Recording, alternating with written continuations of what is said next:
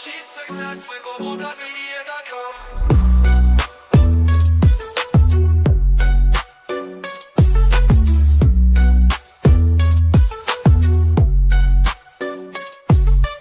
Every step forward is a new beat to your drum. Achieve success with Global.Media.com. Then celebrate it with or without champagne. Hello, my friends. Welcome to another episode of Annie's Happy Hour.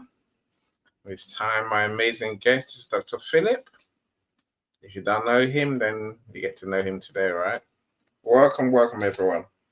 Dr. Philip, how are you doing? Doing fantastic. Thank you, Annie, for having me on your show. This is joy. Total pleasure, and just here to entertain people. And I think I lost the. Hold on a second. I lost the spotlight here for some reason. Hold on.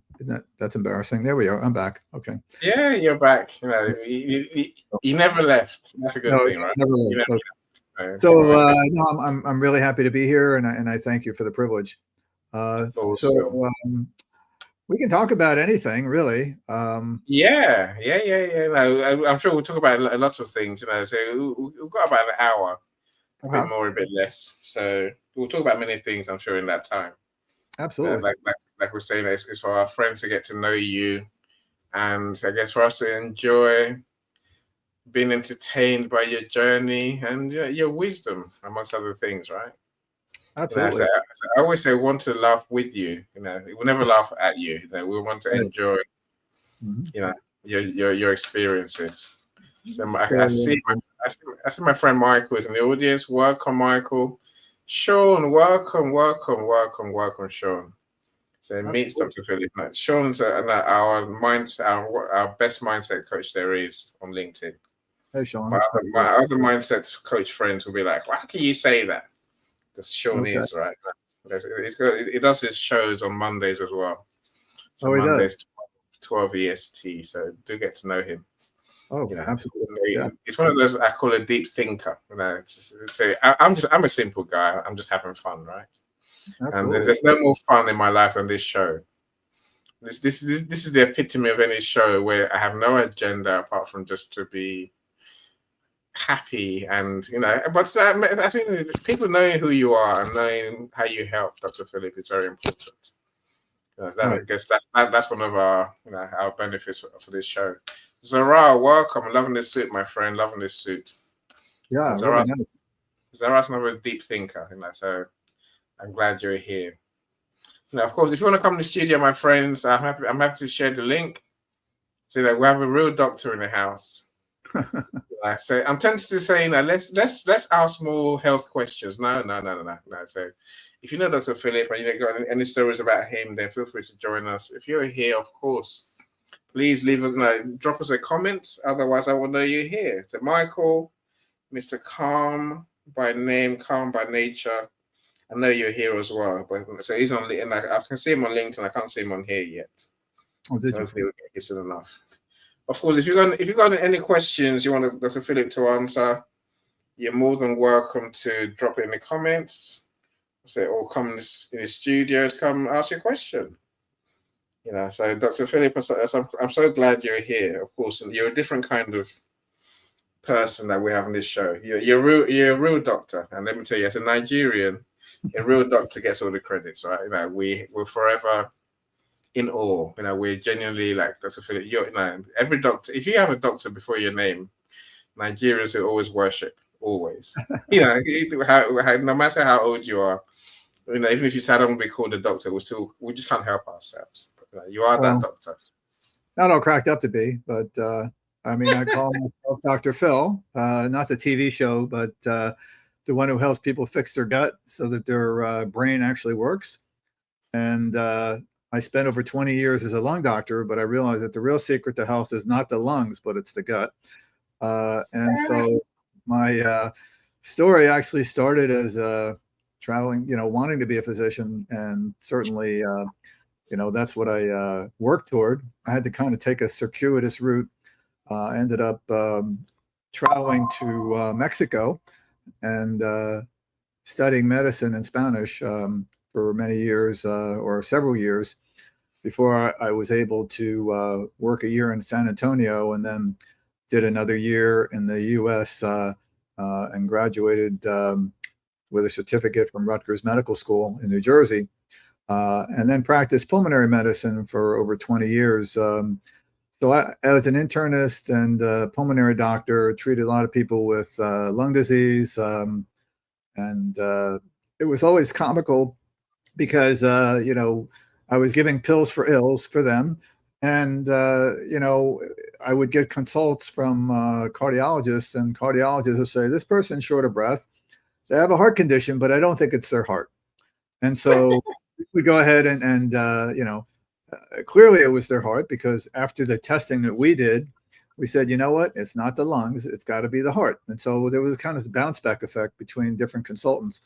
And that's the way medicine is, piecemeal. When you have a headache, you go see the head doctor. When you have a stomach ache, you go see the stomach doctor. If you have a bone problem, you see a bone doctor. And so, unfortunately, over 20 years, I treated thousands of people giving pills for ills. But the problem was that, a lot of my patients weren't getting better. They kept coming back with the same thing over and over again, asking for their prescriptions. And when I tried to deviate, some of them were receptive and some of them were not. And most of them just wanted the quick fix, but they weren't willing to do anything else. And this was particularly true of people who were overweight. They just wanted a quick fix. They wanted pills to help them lose weight, but unfortunately didn't have the time to really investigate how extensively what was going on with their life, what was going on with their stress, what was going on with their diet, their relationships.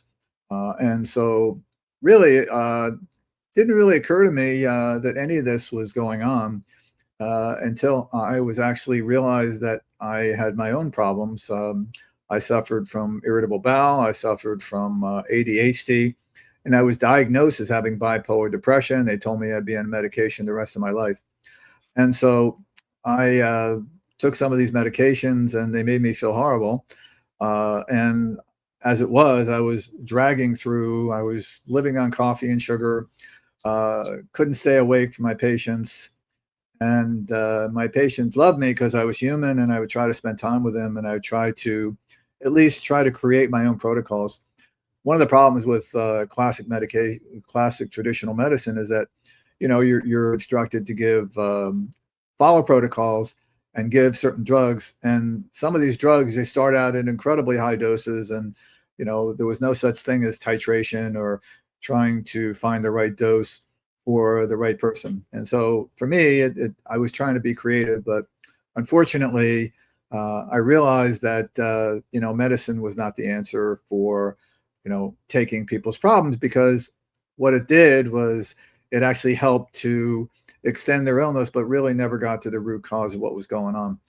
And so until I had to step back and from medicine and actually took care of my own health problems, I discovered holistic and alternative means to help myself. And I was able to heal myself, heal my gut, and also to fix my brain and had more mental clarity. My ADHD got better. My gut health got better over several years. And then I decided to become a certified functional nutrition counselor and practitioner and coach. And so now I teach entrepreneurs how to improve their lifespan and health span. And I focus on the brain gut habit connection, the brain, because negative thinking certainly affects our thoughts and the toxins that affect our brain. And then both of these and how they affect the health of the gut. And the gut, as far as how we process our foods and what we put in our mouth and how we fuel our body, and how we absorb and how we deal with the food we eat. I mean, you can have the best diet in the world, but if you can't absorb or deal or, take the nutrients away from it, then it doesn't really matter. But ideally, you want to eat the best food possible, and then how that affects our brain health. And so the connection between the two is key. I think many people know that there's another second brain in our gut that has more nerve cells than our brain. And the microbes we're more microbes than we are cells. And so the microbes control a lot of different things too. So it's really an interplay between our microbes controlling things and our gut function and inflammation, which we're always trying to deal with. And obviously from the environmental factors, things inflame our gut and inflame our system. We get exposed to different infections. All these things can affect our overall health. And the connection is mainly through our vagus nerve, and that is our rest and digest nerve. And there's a lot of communication, certainly more from the gut than to the brain than there is from the brain to the gut. And we want to maximize that connection. And so that's what I teach people, how to help with mindset, how to work with different types of foods, and also helping to the right lifestyle, connecting with nature, improving relationships, and managing stress. So that's it in a nutshell. Along the way, I mean, obviously there were many things that happened. When I was in Mexico, they had some funny stories on crossing the border. You probably heard these nightmares before, but the situations that please tell us. Well, I haven't heard them. I'm sure my friends haven't either, right? well, they actually made a movie about people going to medical school in Mexico. And I didn't see the movie, but there were some things that were interesting as far as getting things across the border. And we were, as a student, we were only allowed to be out of the country for 2 weeks of the year. So the first time I did it, I to get a passport or get permission to leave the country, you have to get certain papers from the consulates in New York, and then they have to be stamped by the consulate in Mexico. And it's really a kind of a crazy thing, because when you want to escape and get out of the country, then you need to go to the consulate in Mexico, and you need to wait online for hours before they finally give you a stamp of approval. And you have to bribe maybe 10 or 15 people in order to make sure that you get your place in line, so that you get done what you have to do by the end of the day. So then we figured there was a better way around that, because so what we would do is we would leave the country through a port such as McAllen or Laredo. And these were basically ports that nobody really cared about, and people were crossing back and forth every day. And so we would leave the country, and then we'd come back in the main port, and we come back in as tourists. And, when we questioned these people, they said, you're really students, aren't you? They go, no, we're really tourists. And so you get like a 3-month visa for as a student, or as a tourist. And so we would come back in and back and forth that way. And it was a lot easier to do that than to go through all the red tape. But the real thing was when we were trying to get groceries in, or we were trying to get appliances like air conditioners or different types of vacuum cleaners, et cetera, because the products in the US were certainly superior to the ones in Mexico. And so what you need to do is you need to drive about maybe 30 feet from the border and park your car. Then you walk out there and you discuss what your bribe is going to be to the head guy that's at the gate. And so you come up with a bribe fee. And then what you do is you go back to your car, you drive up to the gate, you pay your bribe, and then you go through. And so that was a way to get things through, whether it was groceries or appliances or anything like that. That was the way of the world back then. And things were a lot safer then. There wasn't as much gang violence at that time. So that was a comical story.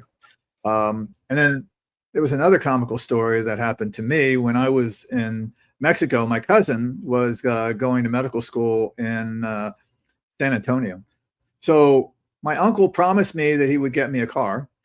And so he had somebody drive this Volkswagen from California and drove it to Texas.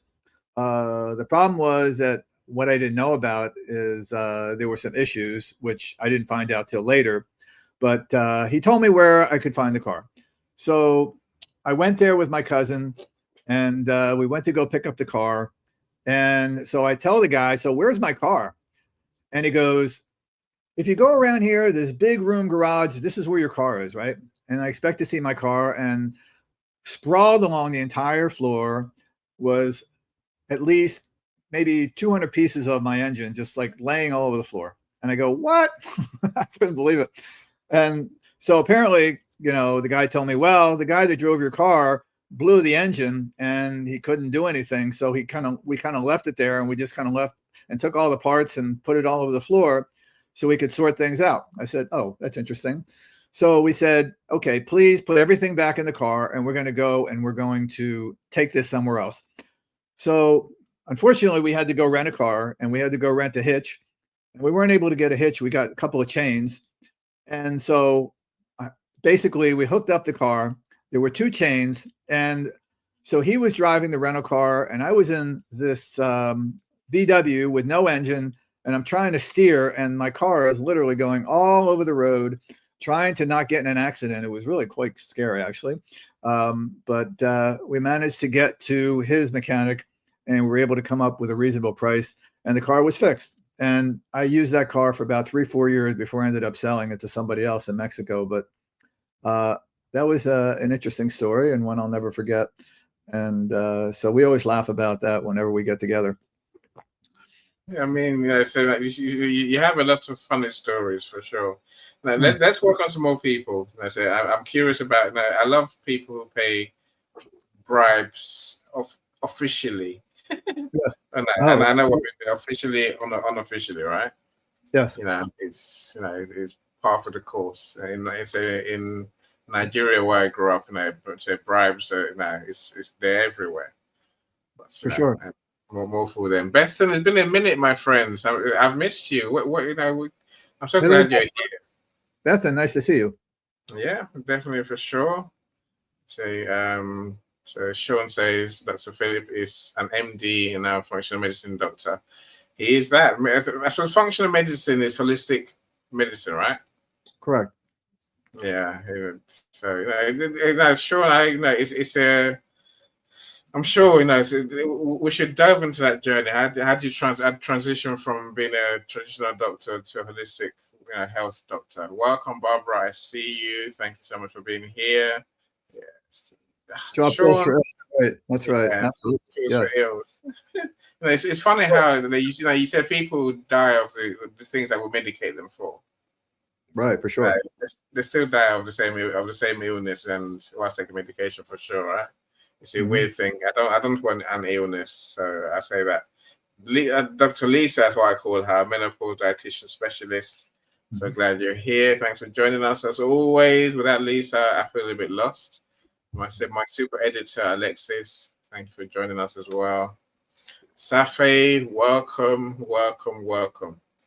Safi, and because of you, I'll do this for you, because everyone. If it was anyone else who I don't know, I'd just be like, nah, I don't want to say. I don't care what you do if you're not a friend of mine, but I care what you do, right? Safi is offering a free virtual assistant work for anyone 21 and over. I suppose if they're professionals in the US. Wow. Basically, she wants to. Are you working for them, Safi, or are they working for you? It sounds like so you're recruiting. It sounds like, right? I would just need to use you as a reference. So if you want to do, say, virtual assistant work with Safi, then do connect with her. Of course, go in the comments. If you need to connect with her, then send me a DM. I can connect you in the group chat for sure. So you can reach out via email if you're interested. So for sure. So that's in free virtual assistant work. Okay, it sounds like you're doing virtual assistant work for someone, Safi, right? That's what it sounds like. If that's the case, let's talk. And if anyone who shows me the email address, I always ask, can I add you to my mailing list, please, for my books marketing? Only for books. I don't send emails otherwise. I find emails quite boring, but it's useful for my book launches. So Safi, if that's all right with you, I'll add you to my book email list. And if you have an email list, I will happily give you my email to add to your list. So I don't mind receiving your email. So if anyone's got an email list, let me know. Put me on there. But in return, I want to put you on my email list, right? Emails are best marketing tool, in case anyone forgets. Michael, I see. I can see. I'm sure you have a question, which I knew would come up, Michael. I knew that would come up a good time. Okay. So I'll come to your question. So remember, I asked about DVT. Yeah. So that's, I think that's where Michael's going with his question, right? What was the question? Is I saw it briefly. Since let's go for it. So I find that I can measure blood pressure in the legs, as well as the arms. Since being diagnosed with DVT, I found that my blood pressure in my legs is much higher than in my arms. Right. And this is consistent so far. Why don't we measure the worst case scenarios to determine an individual's blood pressure? Not quite sure what you're talking about. Why don't we measure the worst case scenario?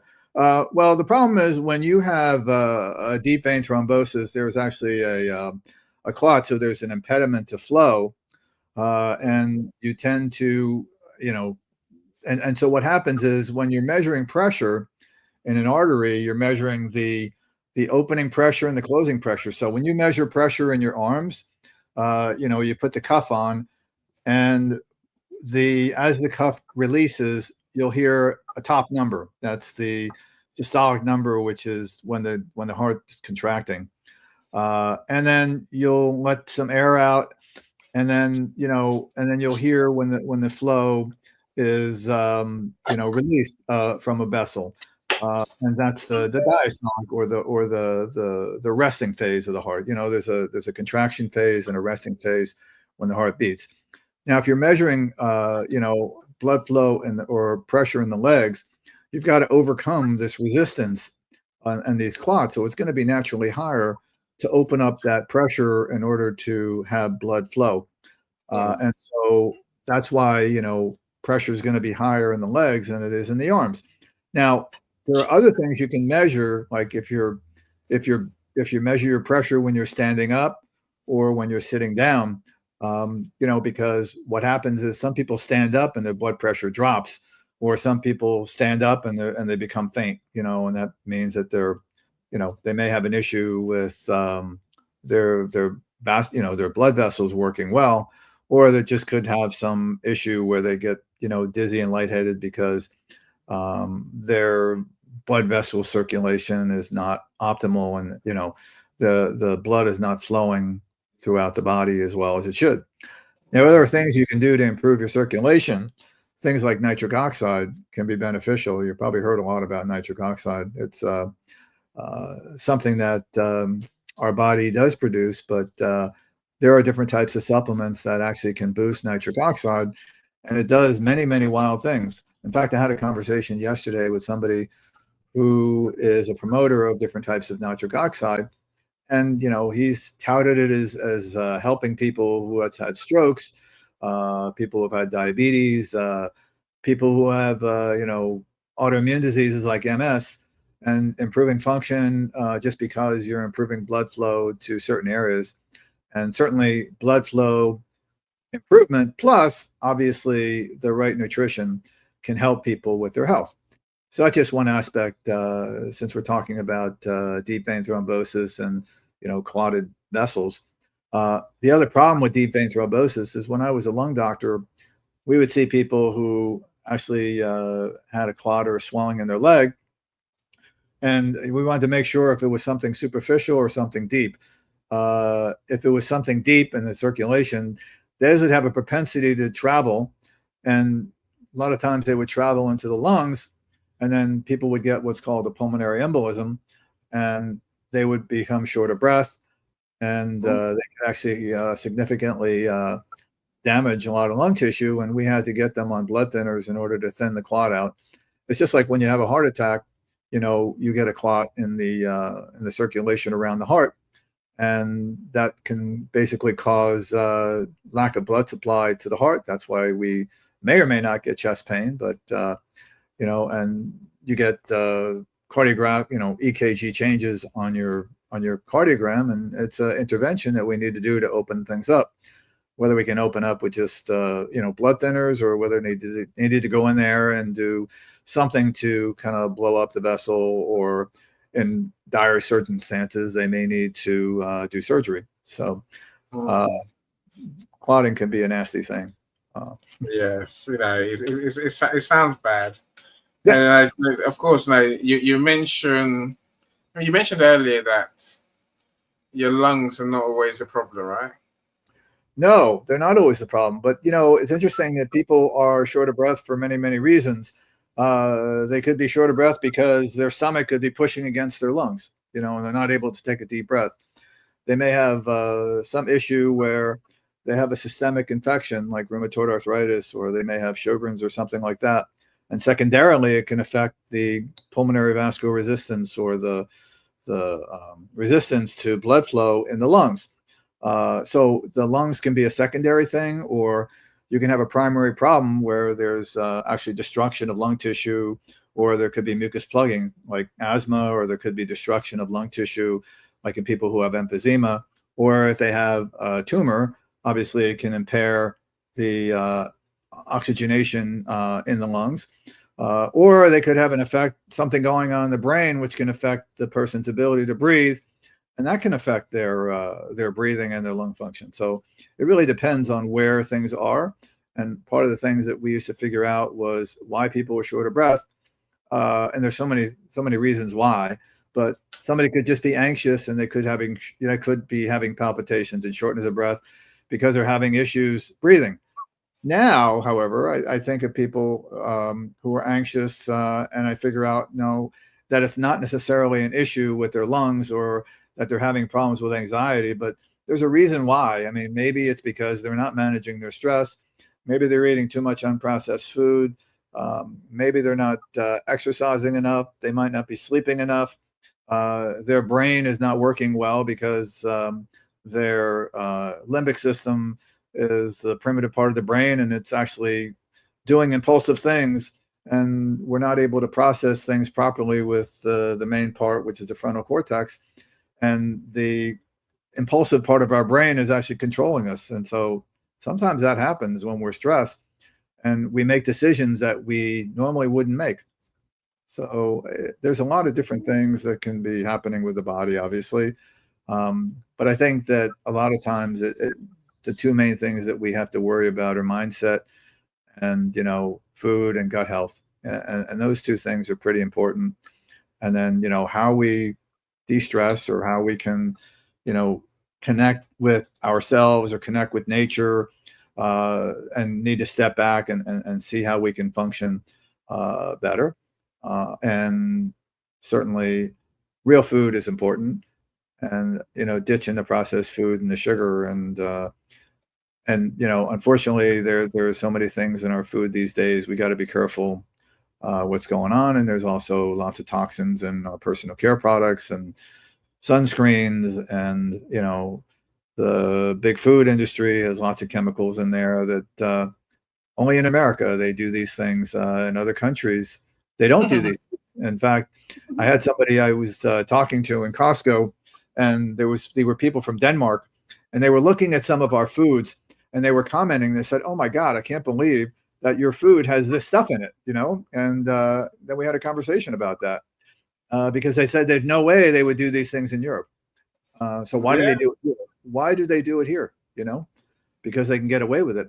And then there's things. Well, in the US, you have strange food, chlorinated chicken being one of them that we just don't understand. Yeah. And then there's something they call GRAS, which is generally regarded as safe, but there's about 500 chemicals that are in there that are generally regarded as safe. And their tagline is that, well, there's no reason, or there's nothing evidence to suggest that this harms any human being. However, we're not mostly cellular, we're mostly microbes.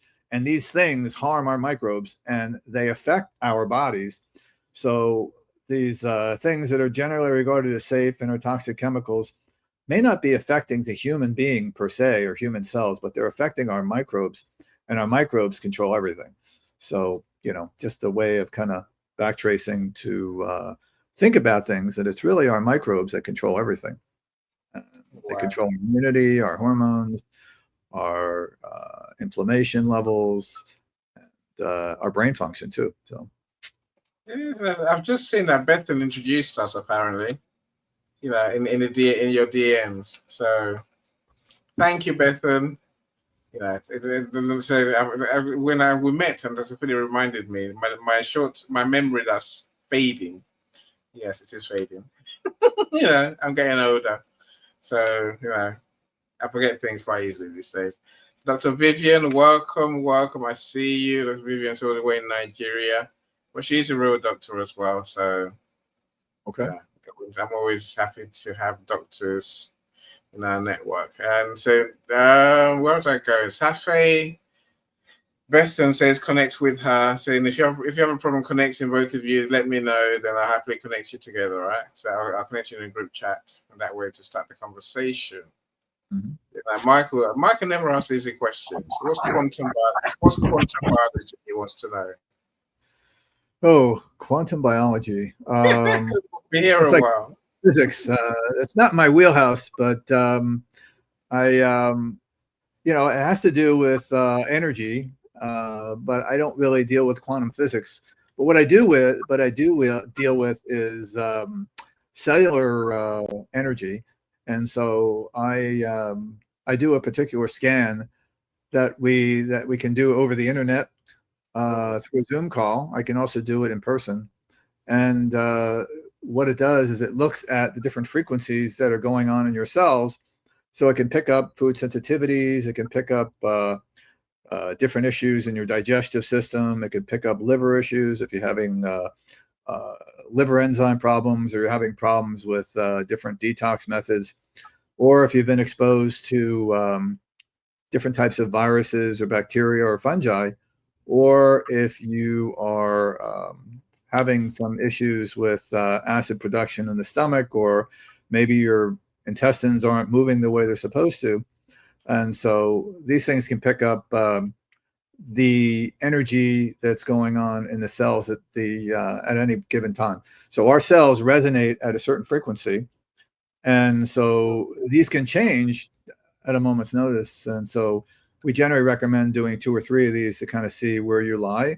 And then if for some reason some of these foods sensitivities come up on a regular basis, then these are things you probably should take out of your diet.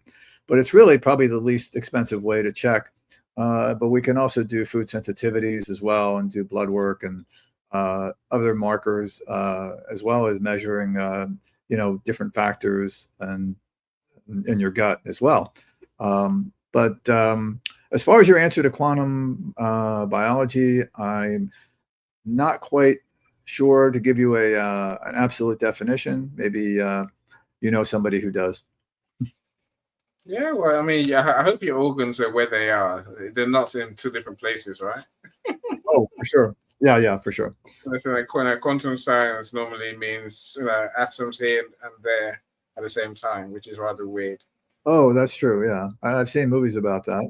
You know, it's kind of like you know, if you look in terms of the size of an atom, and realize how tiny it is and how tiny you are, and you kind of get a perspective of you know, just what's going on, that you're doing the same thing in many different places. I mean, something along those lines.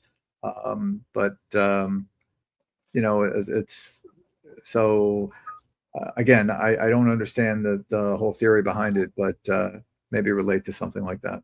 Great question. Yeah, a great question, Michael. I see Jay's asked a question. Hold on, my friends, I'm meant to be laughing. You know, you're all getting serious. It's got me thinking. You know, so one of my favorite shows was with my friend dentist. And she's a real dentist. Okay. And I would talk teeth and mouth, you know, teeth and mouth issues, I guess. You know, and you know, I did that for several weeks because she wrote a couple of books, right? I suppose it might be a good idea, Dr. Phil, for us to do a show for you answering people's medical questions. Sure. That's something I said there's a need, right? So Jay says epigenetics, doc. Yeah. Can you talk about how environment can impact us and how we can correct elements on the cellular level?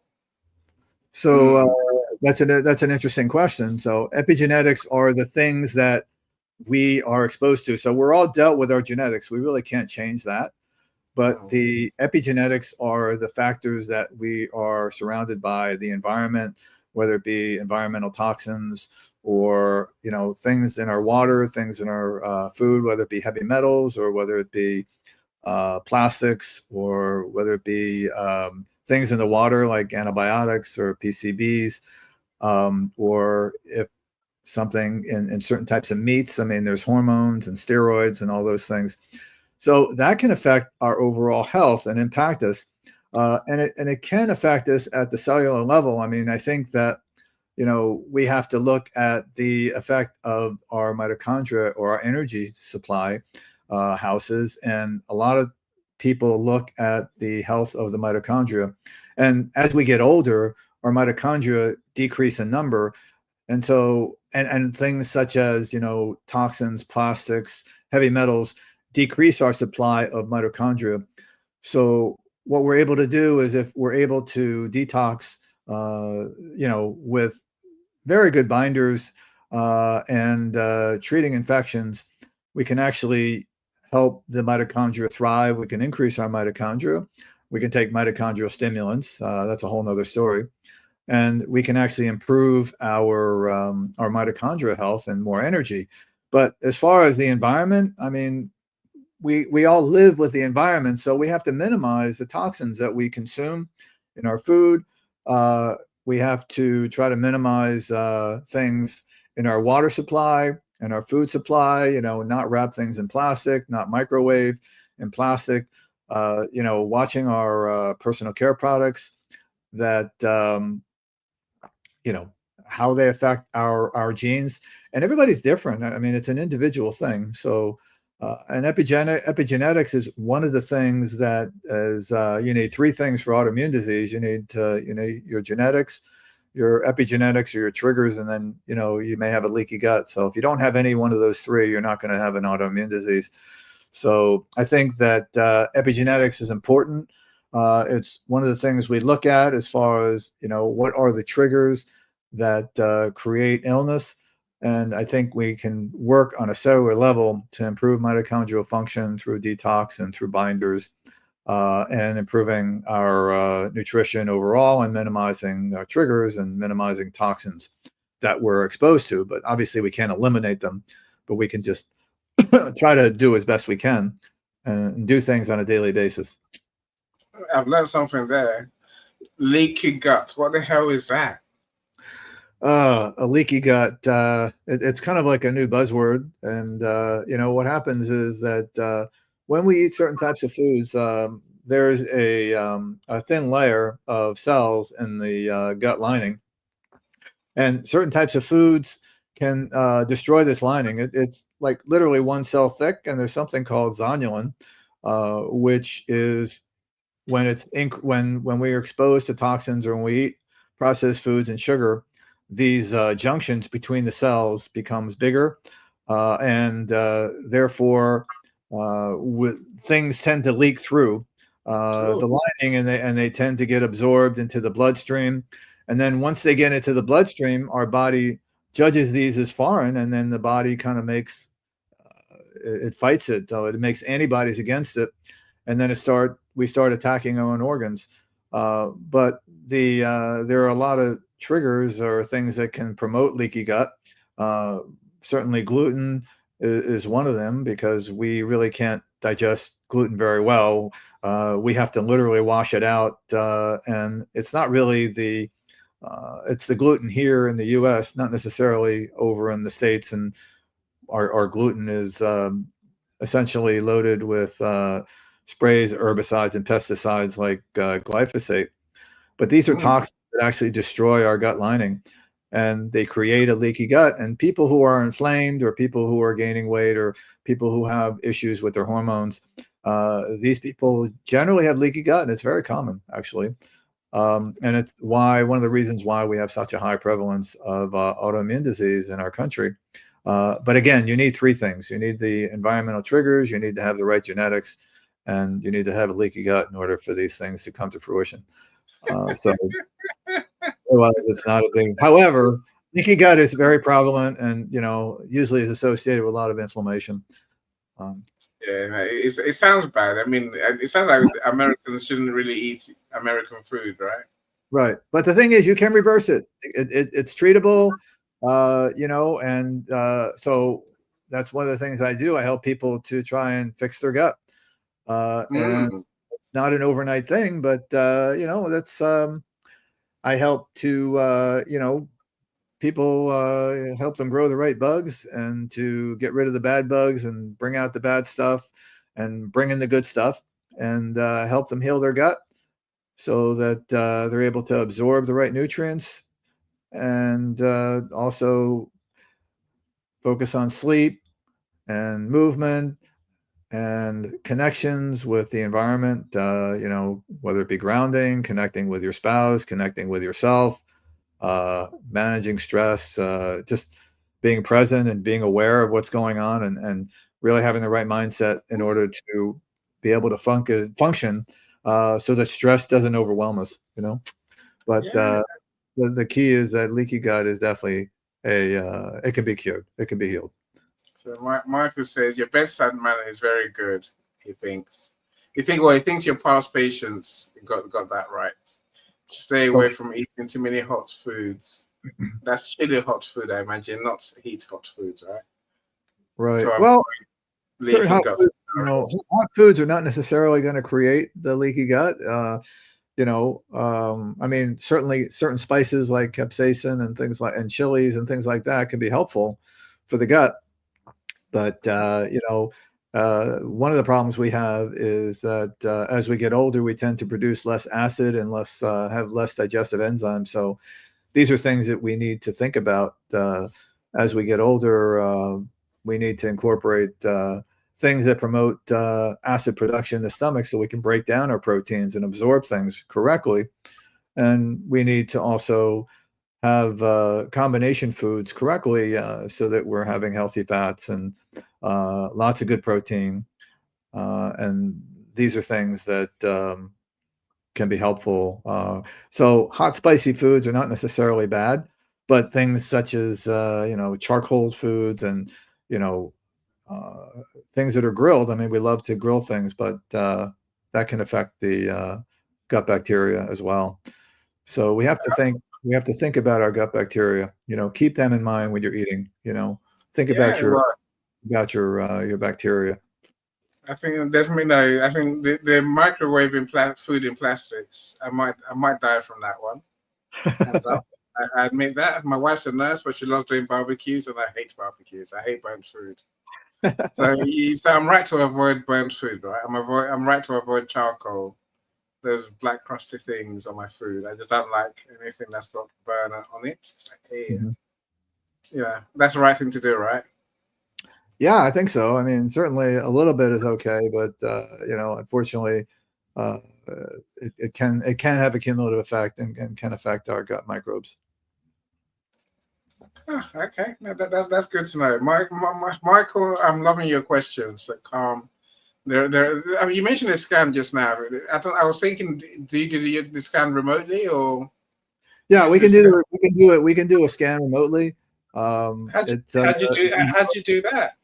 We do it over a Zoom call. So we connect via Zoom, and then we make sure that you haven't eaten or drinking, haven't had anything to drink for 2 hours prior to the test, and we can then do a scan and kind of go over it and see what comes up. So that's and as far as doing gut testing, these things can be done depending on how motivated you are that you want to help your gut health. But there are definitely testing that you can do to look at your gut health, see what type of microbes you have, and maybe find out what the right types of probiotics that you need to help your gut health. So there are definitely things that can be done. That if you're interested in a scan, we can connect. And, please do. Well, Michael certainly. So anyone else who does want that scan, I may want that scan too. Sure. I don't know why, because I haven't seen a doctor Yeah, it doesn't hurt. In a health situation for about maybe 30 years, if not 40 years. Right. Because I think I was probably 11 or 12 when I last time I saw a doctor. Don't judge me, people. Leave me alone, right? I'm never ill. I'm always well. So what can I say, right? You know, until they tell me I'm gonna just drop dead one day. I'm like, okay, I'll take it. Well, let's hope not. That way, right? Welcome, Lexi. I see you. Thanks for joining us. The Lexi runs Inspire. Oh, Inspire Light is a charity that she runs. So we're just working out how to support her. She's doing some fundraising. So my friends do support Lexi's fundraising, and I think she has a target $750 to raise by the end of the month, and she's more than halfway there. Oh wow, that's pretty good. She needs your help, and I mean, she works with people who are sexually abused. So do support her, my friends. You know, I'm sure I'll be bringing Lexi to you, probably one of these spotlights, probably my next one. Lexi, hint. You know, but you have to bring some stories, Lexi. Don't be like a good doctor here. You know, it's all too serious for my liking, but today we're learning something, right? Yeah. So I have a question. You know, what's everybody's go-to hack for keeping their energy up during a busy day, or you know, what's your funniest brain fog moment? Because I'm sure we've all had brain fog moments. We forget where we put the keys, and or we forget where we parked our car, and so. That used to be my life. I had constant brain fog, and I learned I wasn't getting older, but it was due to stress, sleep, and gut health all tangled together. And then once I fixed that, the fog lifted, and now I can help others clear theirs. So maybe somebody has a story about a brain fog moment, or what's their go-to energy thing. I mean, and there's so many. Yeah, it'd be interesting to know. But I suppose we want to ask you, doctor. You're the one to tell us what's your. I mean, you know better, right? So now, what do you do to keep your energy up? Are you a coffee drinker? Red Bull? Actually, I drink green tea with mushroom blend in the morning, and then I also I try to focus on myself during the day.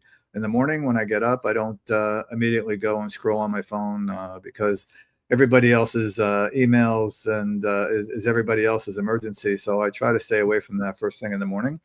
And I also get some sunlight in the morning and, drink lots of water when I first get up before I drink my tea.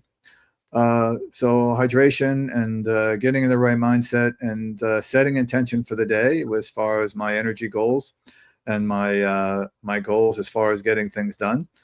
And then I'll go out and I'll do an exercise workout, and then I usually make sure I have enough protein, and I kind of space things out so that throughout the day my meals are always balanced blood sugar, so that my blood sugar doesn't crash, and I'll drink water throughout the day, and the other thing I'll do is I'll take some breaks throughout the day, like every hour or so. I'll kind of walk around, go outside, get some fresh air, do some breathing. So I don't rely on energy drinks like Gatorade and coffee throughout the day like I used to, or sugar, because I guess sugar you can crash. But so that's kind of what I do, and that's my go-to. But I do that. Jay's go-to apparently is Metallica. Like metal music. That's cute. Okay. Yes, Jay. Jay's too young. That's why I do things like that. No, of course. I tell you what, I got a love for, Doctor. I've got a love for really cold water. Cold water is okay. It's almost like eating. I've got a fridge full of water. That's what I just drink that most of the day. Yeah. So, I did start my day with a cup of tea and. I go out to the back garden with the dogs for the sake of it. I spend about 10-15 minutes. Right. Just get some fresh air and I guess trying to think about nothing. No, that's cool. I mean, it's kind of like, just kind of being present with the environment, just appreciating everything, being grateful for what you have, being grateful, spending time with your dog. Sunlight is really key in the morning, especially. It helps to not only to kind of reset your clock, get your rhythm, but it also helps to stimulate your mitochondria and helps to increase vitamin D a little. some of us need to supplement more, unless you live in the equator. But it's good to supplement some vitamin D because we all need a lot of it, and it helps to kind of promote everything else. But here in the UK, it's rather dull. The weather is what it is. It rains most of the time. So the sun, in summer especially, is good going, right? What do you mean you unload a bunker buster or pepper spray? What does that mean? That's pretty funny. Are you thinking about your poop? Yeah. It's either go to the gym or walk or go to the bathroom. Michael, you're so wrong, right? I had a funny story where I went to we have chickens, and my chicken laid this really, really tiny egg. It was no bigger than a dime. And, I said, is my chicken constipated, or is there something going on? Because don't eat it. That's what I say, doctor. Don't eat it. Yeah. You don't eat it. When your poop looks like little round balls, then you know that your gut's crying for help. Actually, the situation is when a chicken lays those little tiny eggs, it means that they're kind of coming to the end of their life as far as egg laying is concerned.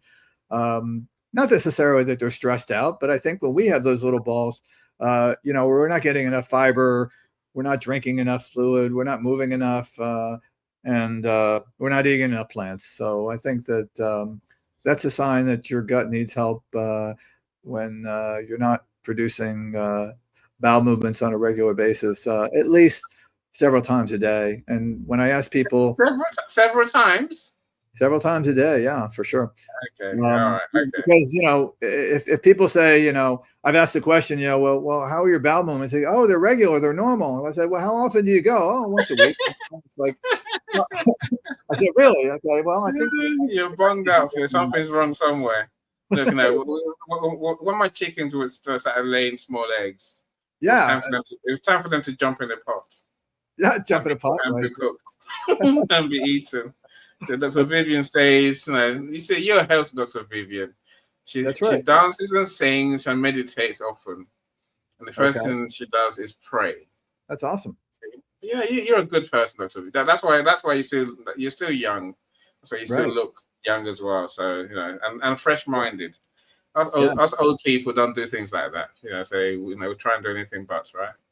Well, singing is great because it stimulates your vagus nerve, and meditation gives you centering, and praying is great because you're centering yourself. You're giving gratitude, and you're thankful, and you're connecting with a higher power, and that's spiritual connection is wonderful. I love that. And people who don't really move around, I mean, if you dance in your kitchen, that's cool. That counts, So if you dance in your kitchen and you sing, you're in good shape. That's great. If I did that, I'm sure all my pets would move out. By the way, so because I sing so badly. Yes, I do sing badly. So Michael asked a question: what's the best grounding method as we get older? He likes doing bare feet walking. Bare feet is very good. Actually, barefoot, bare feeting on the ground is good. I mean, they have these grounding mats that you can lay on as well, but barefoot walking is really cool.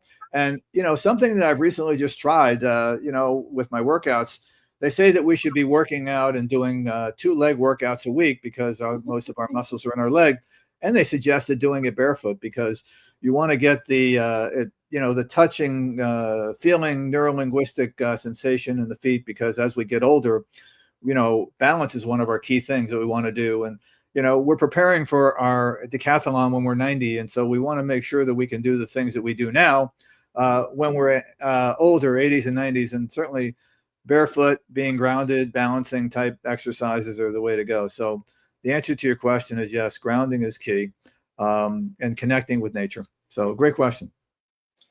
Does the fact that I always have socks on make a difference in my life?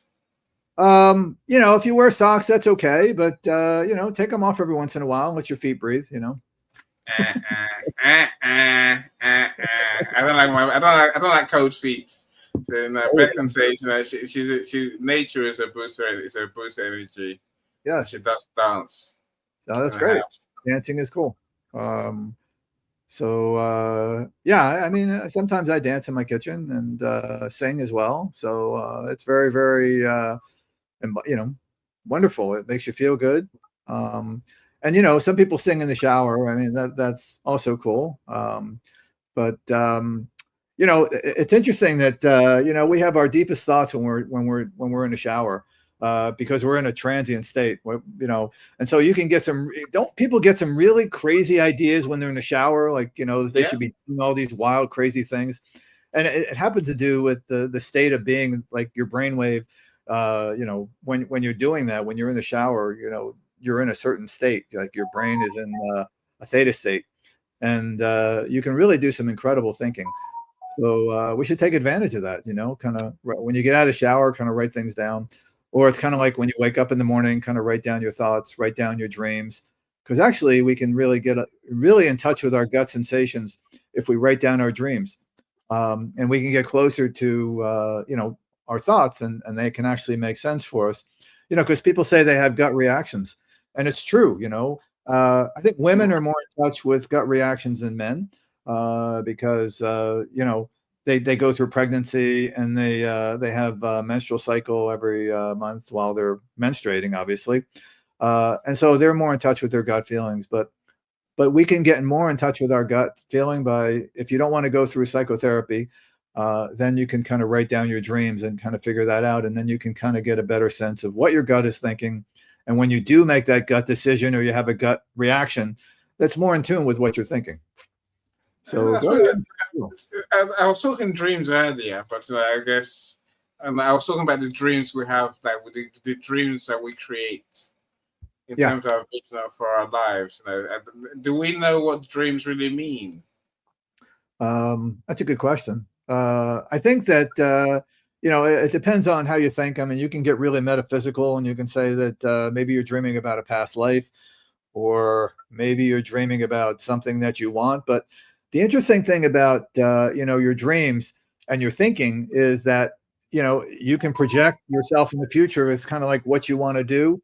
Talk to people like Joe Dispenza, who basically says that you can manifest your dreams, you can manifest your thoughts.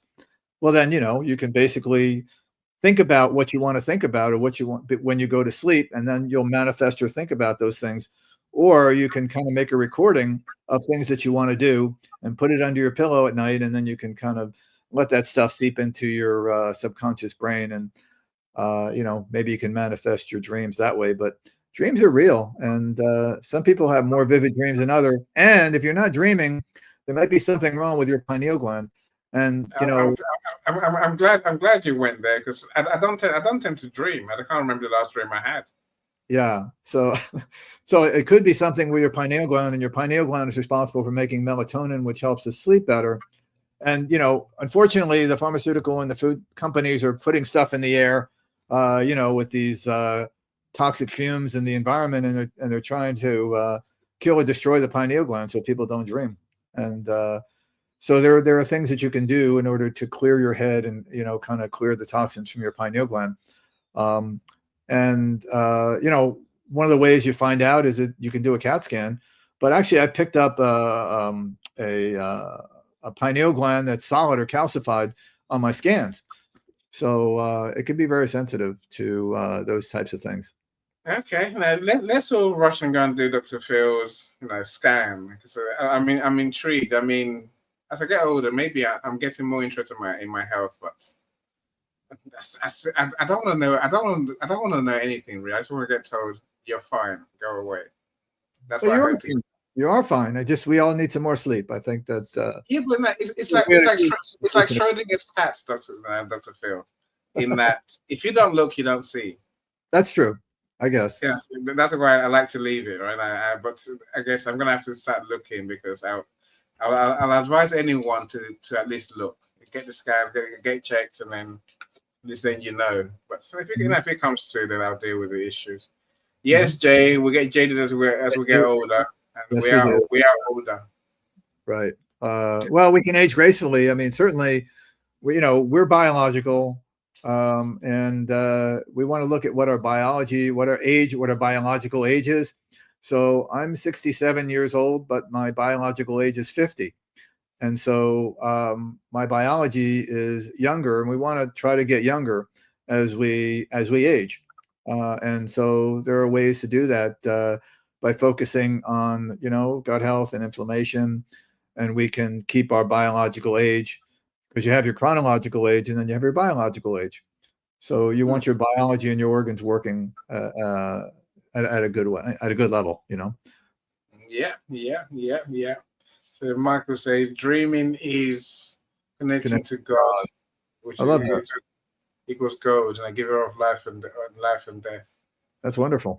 I don't dream, Michael. So what am I doing? I'm not connecting with God, or I dream when I'm awake, and I know that's more dangerous. That's more impactful on my life than dreaming about flying fairies and funny stuff, right? I think. Welcome, Curtis. Glad you're here. Meet Dr. Phil. Hey, how So, you doing? Curtis, I say he has deep conversations, and he talks about men's mental health issues, men's thinking, and and the problems that we store inside us and don't talk about. So it's always worth connecting with, for sure. And That's a great. go along to the shows. Do go along to the shows. Right. So look, my question to you, Dr. Phil, which I've been dying to ask, which is why I brought you on here, really. Oh, okay. So as a real doctor, and then also a holistic health doctor. Yeah. How do you do it? How does one combine the two? Well, you can't. And here's the thing: when I practiced medicine, and then I was exposed to somebody who was doing holistic. She was a clinical nutritionist, and I said, "Gee, this is really exciting stuff. We could open an integrative health clinic, and we could do both. But you know what? You can't do both. You have to do one or the other." And I laugh when doctors say they're integrative, and they put one hat on and they prescribe pills, and they put another hat on and they're more holistic. But as far as I'm concerned, the thinking is totally different.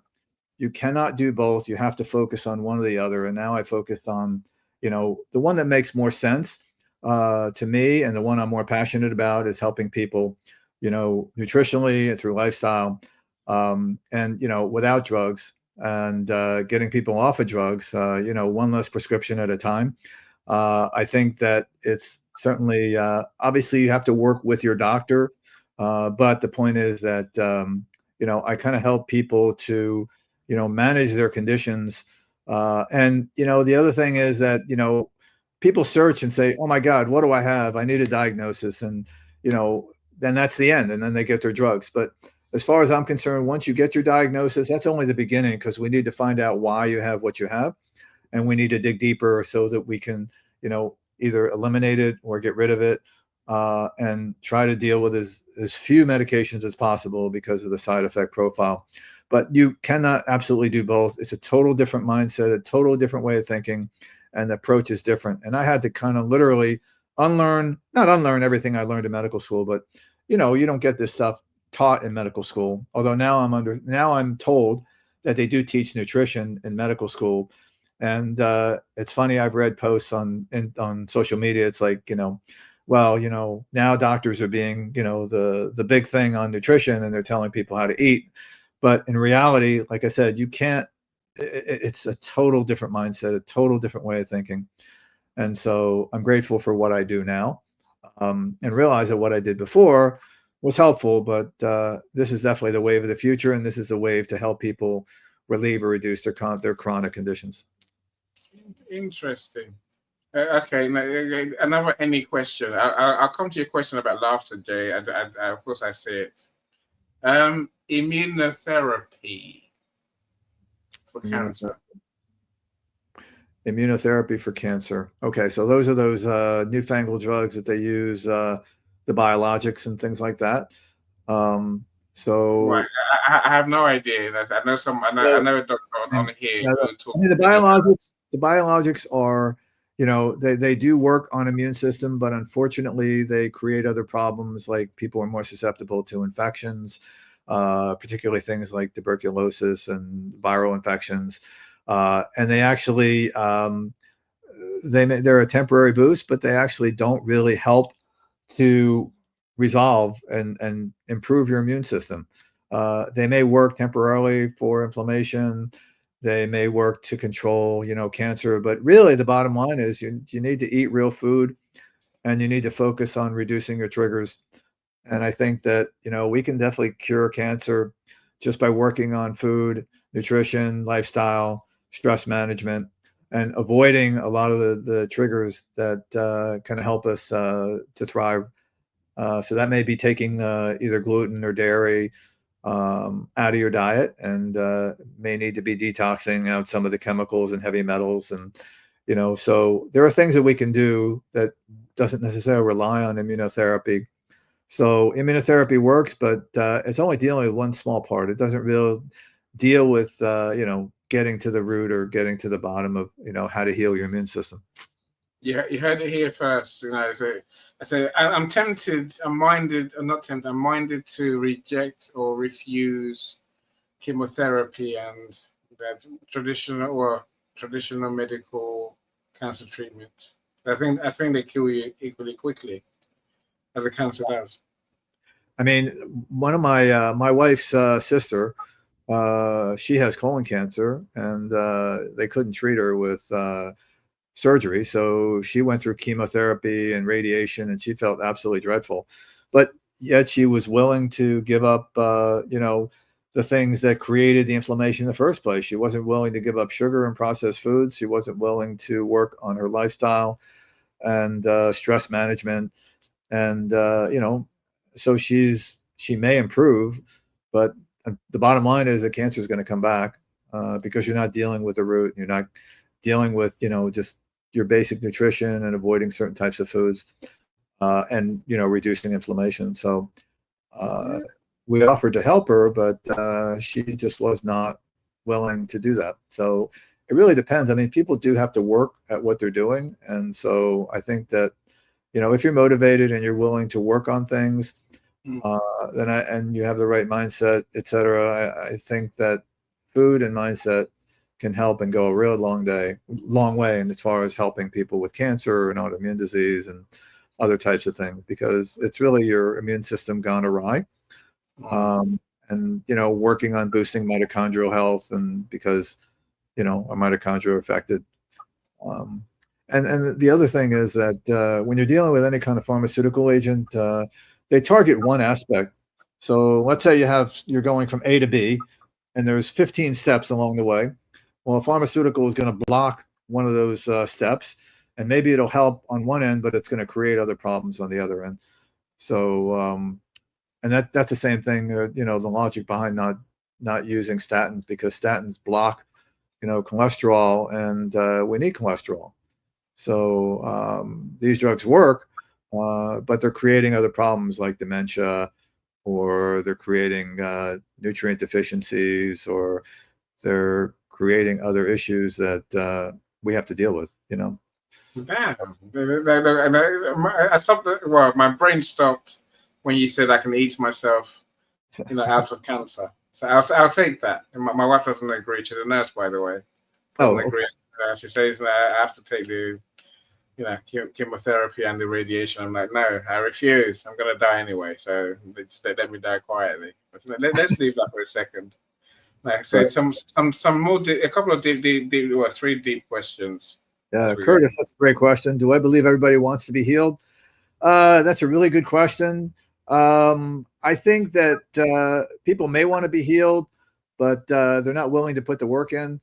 And I think that they have to believe in themselves, and they have to, work on their mindset that, they want to get better. And I think you see a lot of cancer survivors who have an incredible mindset, incredible motivation to get better. And they do. They usually get better and they heal.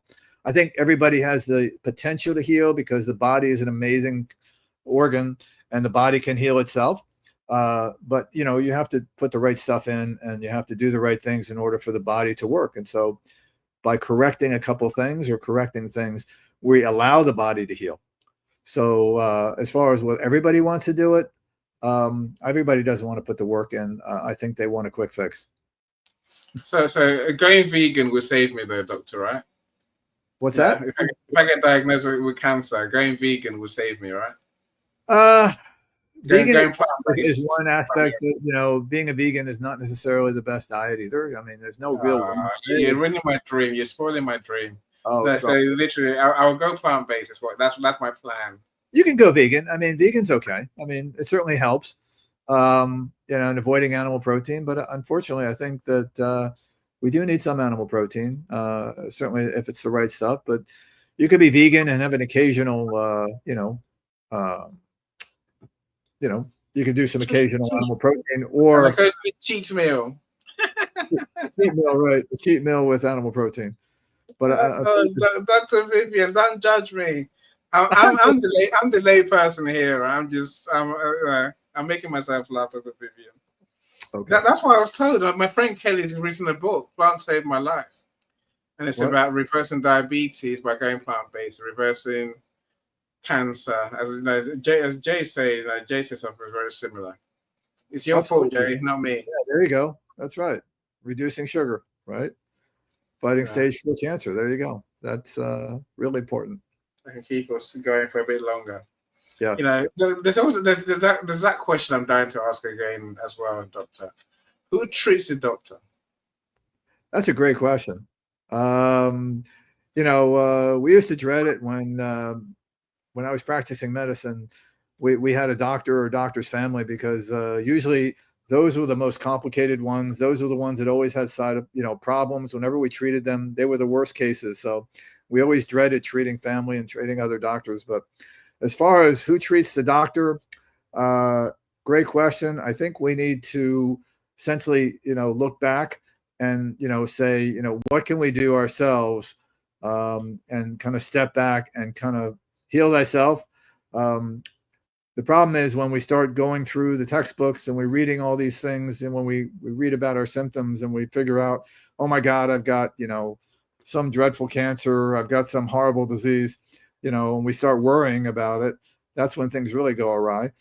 But I think that we need to treat ourselves, and or maybe treat somebody or go to somebody who is a functional medicine specialist who can help them to understand their body better. So I think we understand ourselves the best. So maybe more doctors should actually be more introspective and maybe look at holistic health in a better light, rather than just relying on things. And so there's a cartoon, and it's somebody a doctor is overweight and he's telling you to lose weight and eat less. And when you hear that or see that, you're going to run the other way, right? Because the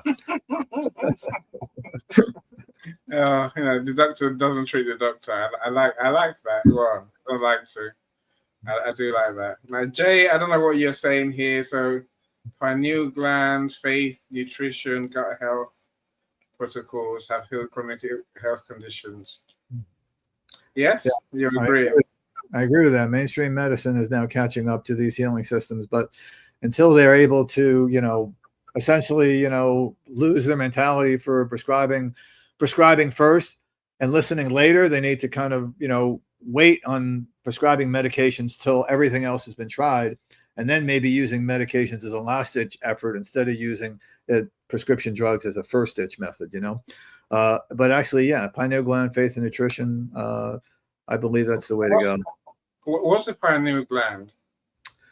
The pineal gland is a little tiny gland in the middle of your brain that regulates, or it looks at light, and it also has to do with production of melatonin, which, it actually accumulates during the day, and it helps to make us sleepy.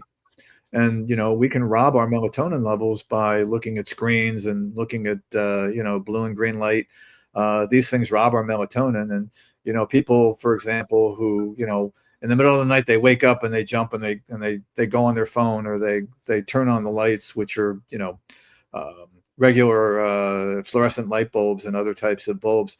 They're destroying their melatonin levels. So no wonder why they can't go back to sleep.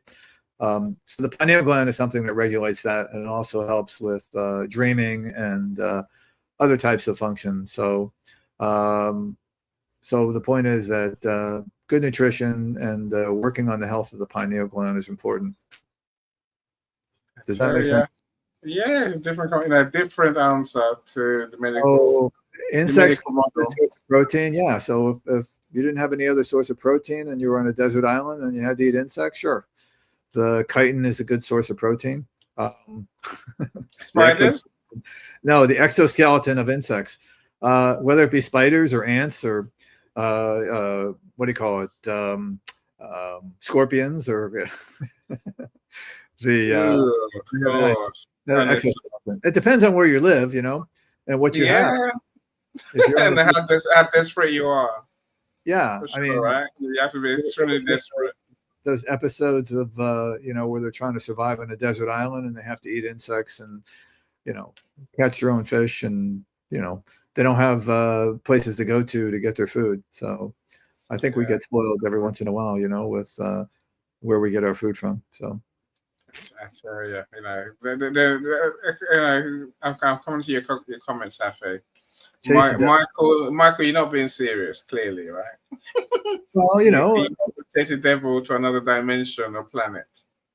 If you said yes, I'm very surprised. I'm not somebody who's a what do they call those people who get devil out of people? They call them exorcist type thing. Exorcist, right? Yeah, I'm not an exorcist. No.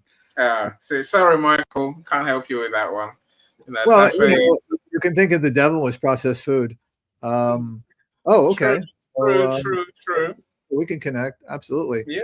No, so, you know, if you're not connected, you have any trouble, let me know. I'll connect to you in a group chat for sure. Also, okay, shameless plug. Yeah, have your shameless plug, Safi. If you talk about my event first, our topic, then you can say whatever you like afterwards. So, are you offering your services for free? You're trying to get people to use your services. Is that it? Yeah. That's what it looks like. Okay. Well, we can talk. Okay. Yeah. I give you a glowing recommendation. Yeah.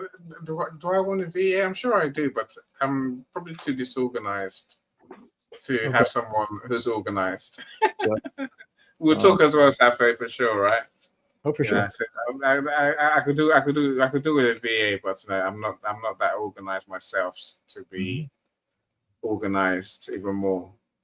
So Bethan says, I reduce my sugar too, but find that totally makes me more tired, less energy, and then cravings get over the top.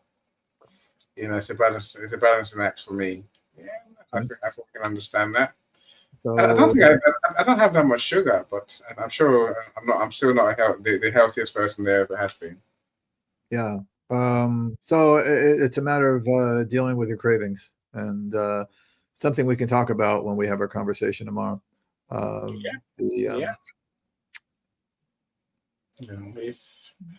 olive oil? That's apparently the new thing.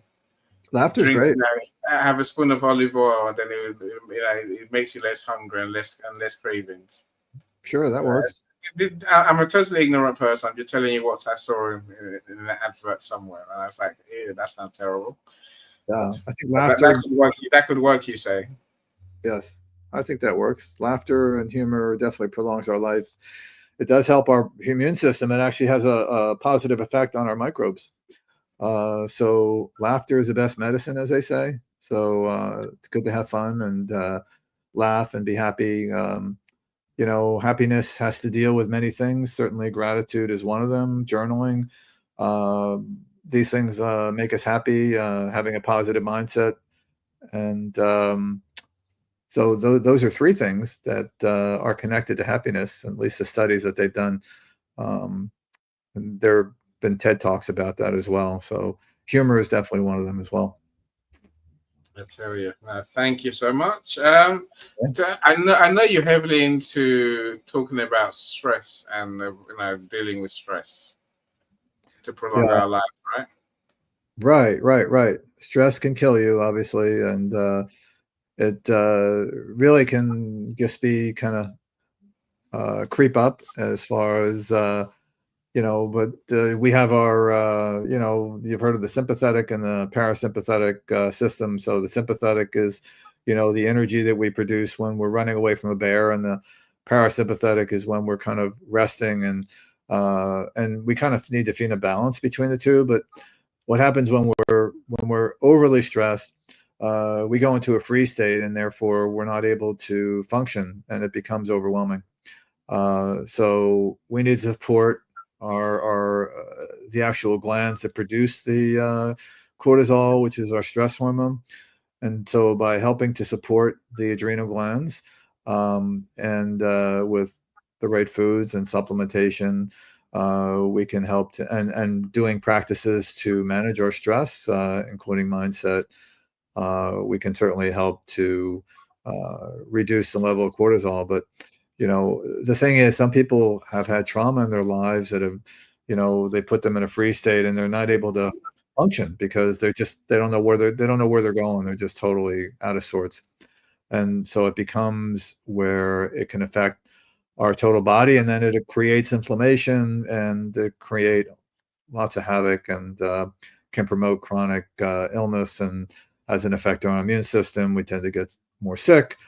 And so, stress definitely can kill you in many, many ways. And we can't avoid it, but we can try to manage it and try to have the right mindset to help to control it. So, negative thinking doesn't really destroy us, Mm.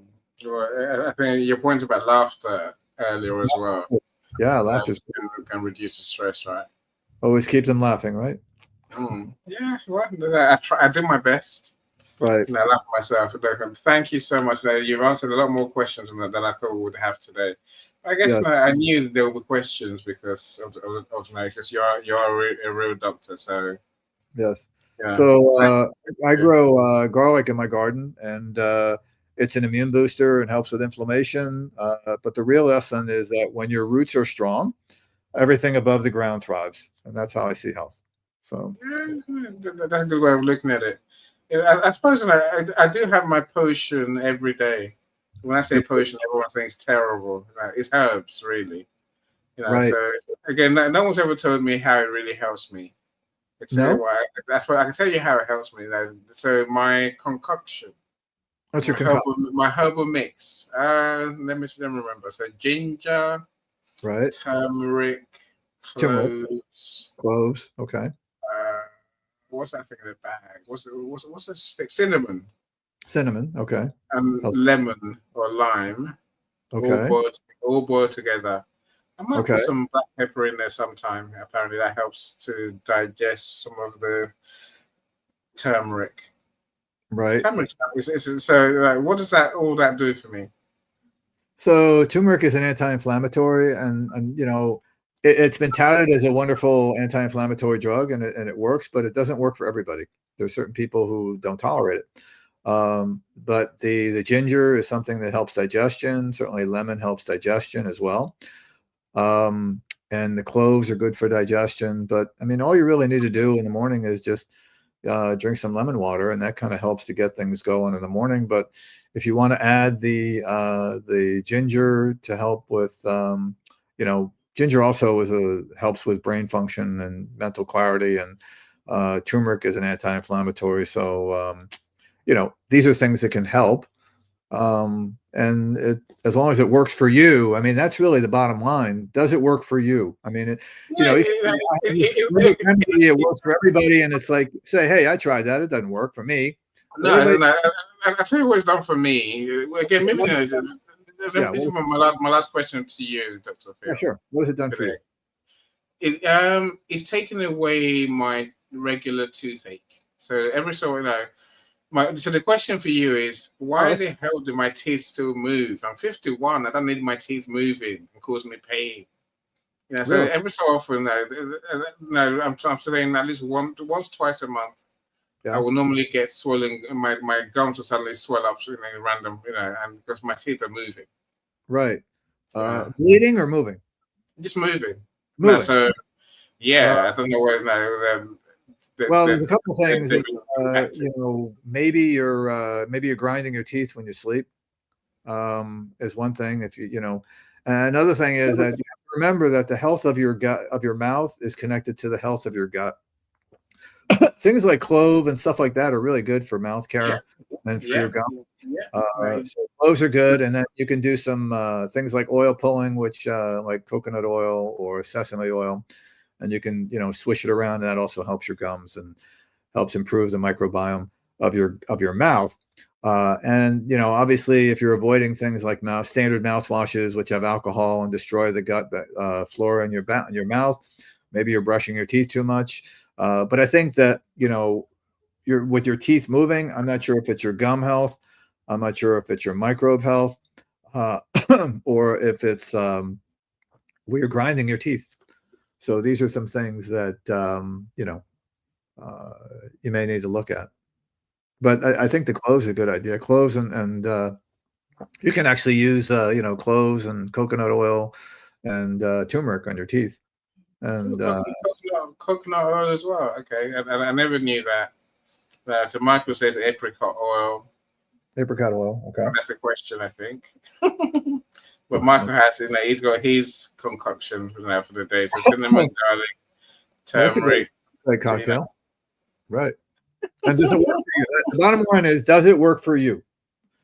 Because everybody's different genetics, different body, different cells, different gut systems, and your microbes are different than my microbes. So if that works for your microbes and you feel great, then go ahead, do it. I agree with you there. Baking soda, that's another one that Michael seems to like. Baking soda is something. Actually, you could do a baking soda test to see if you're producing acid or not. And you can mix up some baking soda and then drink it and then see if you're belch, and can tell the level of That's a very simple test, right? Yeah, for sure. I'm not tempted. I'm all right, thanks. I'm perfectly fine. Look, thank you so much. Thank you everyone who's joined us. Bethan says, great nuggets learned. I learned a lot. And Dr. Vivian says, this is just too excellent, Dr. Philip. And dishing out some hot sauce tonight. Oh, that's cute. I love it. No, thank you. Thank you so much for gracing us with your wisdom and your knowledge. Yes. We should do it again, because I think many of us don't like going to our doctors, where it's hard to get doctors these days. Sure, absolutely. I think people don't tell you because but it's very hard to get an appointment with a doctor. That's part of it. And even dentists as well. So dentists are quite hard to come by because. Yeah, for sure. I mean, I'm looking for a biologic dentist because. I believe that, standard dental, the interesting thing about dentists is that they're still using fluoride. Fluoride is an endocrine disruptor. It affects your endocrine system. And so people shouldn't be using fluoride. And people who have fluoride in their water, they should be filtering it out because it affects your thyroid and it affects your hormones. And so we need to be getting rid of fluoride, not keeping it in. And you probably heard the funny story about the fact that, when they had fluoride, it was a industrial waste and they couldn't figure out what the hell to do with it. So they said, well, let's put it in toothpaste and put it in the water and we can kind of recycle it. And, didn't realize the implications of how it was making everybody sick. And they said, it's detrimental to kids' health and their brains and, so it's really not a cool thing to have all these wonderful fluoride tasting toothpaste for kids, So, but don't people who don't have any fluoride in their system, in terms of the water or in the toothpaste, suffer from more teeth problems? No. Well, there's other things you can use, like hydroxyapatite and other things. So they don't need fluoride. Okay. Again, something else we learned today, my friends. Michael was grateful for your amazing shares today. So thank you so much. Look, please, now, take your chance. Tell us how you can help us. That way we know to reach out to you for sure. Michael, what's the cancer? Fluoride is a cancer, or is that something else is a cancer? No, it's not a cancer. It just it creates problems with your endocrine system and your hormones and your thyroid. Because it actually competes with the iodine in your system. And so, our thyroid lives on iodine. It breaks, iodine's is part of creating thyroid hormone in our metabolism. And so, the fluoride actually competes with iodine and bromides and can cause, toxic chemicals to be produced in the body. And it has an effect on affecting your endocrine system. You know, and your endocrine system is responsible for hormones and for, you know, balance in your system with your metabolism. So, you know, fluoride is not your friend. Yeah, we hear that loud and clear. Safa says the whole thing about fluoride is crazy. I agree with you. I agree with you. The good doctor says it's not good for us. So, how frequent is this room? It depends on Dr. Phil, I guess. So we need to talk. You know, normally I do my spotlights one off, right? But like I say, I can see there's a need. There's a want at least for Dr. Phil's wisdom. You know, so we'll talk. I'll see what we're gonna do. You know, whether I want to create a room.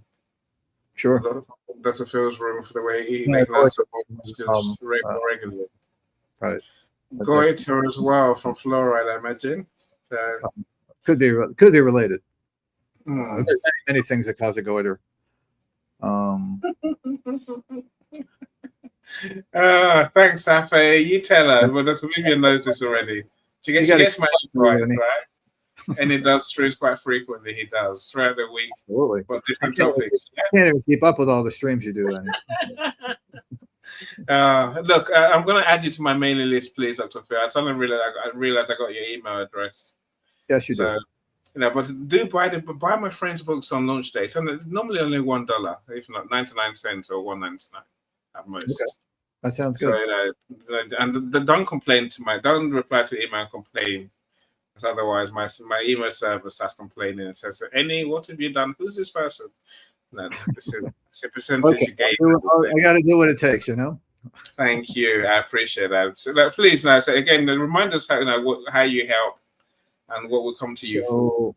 How I help people is I teach business owners how to improve their lifespan and their health span, focusing on the brain-gut habit connection and overall metabolic health. So people who struggle with brain fog, low energy, or having issues with blood sugar balance or sleep, and essentially or digestive issues, gas, bloating, or having trouble where they're tied to the bathroom, or they're having difficulty managing stress. We can get to the root cause and help you thrive. And you know, certainly with business owners, if they're able to control some of these things, they're able to be more productive at work, and they're able to function better in their life, whether personal relationships, etc., and managing their stress by eating the right foods and focusing on, you know, taking care of themselves. So you can reach me through either Facebook. My handle is Philip Robert Mach, Instagram at Philip Robert Mach, also YouTube as well. LinkedIn profile is Philip Robert Mach, Live Functionally. You can check out my website at livefunctionally.com, and certainly willing to talk with any of you. You can book a discovery call and we can just have a chat and see what's up. And, awesome. And there's a free scan as well. Is it free? The scan can be free. It's part of negotiation, but generally I charge for that. But with Any's influence, we can make it free. Excellent. No, I'm going for the scan for sure, because I think, you know. Okay, that sounds good. Give me a heads up before I go and see a doctor, and they tell me, here's what's wrong with you. I'm like, I'm not surprised. I knew that already. No, thank you so much, everyone who's joined us. Of course, it's been an absolute pleasure, Annie. Thank you so much. I've really enjoyed this. It's been great. No, Beth, and thanks for the introduction as well. Again, so Safa, you're a star. So do connect with Safa, especially if you want a virtual assistant who can help us. PA is what I call them, but who can help you to keep your business and your life organized and under control. Especially now they're going more towards AI assistants. I don't know what those are, but I keep hearing about them. I don't really care to know. I'd rather go to Safa, and she's willing to work with you for free. Then it's a no-brainer, right? Dr. Phil, your links, please. We'll put them in the comments after the event. That way, everyone can reach them. and Okay. contact you. But like I always say, if you have a problem, contact anyone in the room, or even Dr. Phil, let me know. I will happily connect you in a group in a group chat. Michael, what's the charge for scanning? Michael, it says it's free. Free. It's for you guys. If you want to pay for it, I usually charge $100, but we can give you a pass. Excellent. Yes, no, the PA is what we use in the UK. Safi, look, thanks so much, everyone. We'll talk, and then I'll try and bring Dr. Phil back again, for this another event. Otherwise, who would if you want to be the guest, who's here to amuse me and amuse us with your stories, then please DM me. I'll happily do a spotlight on you. That's what Dr. Phil did. I'm like, yeah, you want to be on my show? Oh, of course you can. Here we are, right? That's what I do. That's right. Absolutely. Okay, thank you so much, everyone. Thank you. Look, do enjoy your evening. Okay, thank you so much. I'm going to show you tomorrow at 3 a.m. So 6:30 p.m. PST, which is 2:30 UK time, which is odd, right? But enjoy your evening, my friends. Take care. And look, go in the comments, connect with Dr. Phil, connect with each other as well. And let's have those conversations, right? Nothing happens without conversations. Absolutely. Thank you so much, sir. Enjoy your evening as well. So bye, everyone. Bye, everyone. Everyone, thank you so much. Bye, everyone. Every step forward is a new beat to your drama. She's success with Global.Media.com and celebrate it with the without champagne or rum. She's success with Global.Media.